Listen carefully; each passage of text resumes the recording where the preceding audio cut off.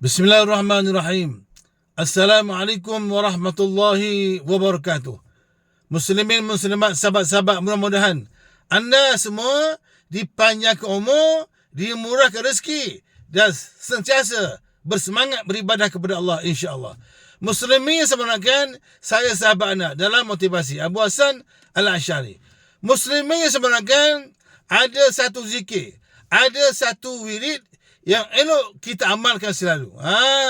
Nabi ada bagi tahu, sesiapa yang mengamalkan zikir ini, sesiapa yang mengamalkan wirid ini, maka besar sekali ganjaran dan pahalanya. Tuan-tuan, amalkan la ilaha illallah wahdahu la syarikalah, lahul mulku wa lahul hamdu yuhyi wa yumiit wa huwa ala kulli syai'in qadir. Saya ulang lagi sekali, semua dah tahu.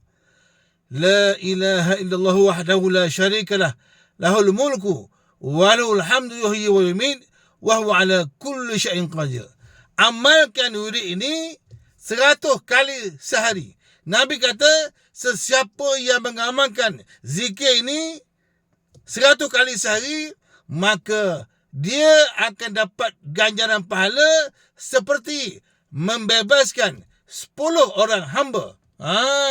Siapa yang amalkan zikir ni, la ilaha illallah wahdahu la syarikalah, lahul mulku wa lahul hamdu yuhyi wa yumiit wa huwa ala kulli syai'in qadir, dia dapat pahala seperti membebaskan 10 orang hamba. Satu hari 100 kali baca zikir ni, satu hari 100 kali, la ilaha illallah wahdahu la syarikalah, lahul mulku wa lahul hamdu yuhyi wa yumiit wa huwa ala kulli syai'in qadir, maka Allah berikan dia 100 kebaikan.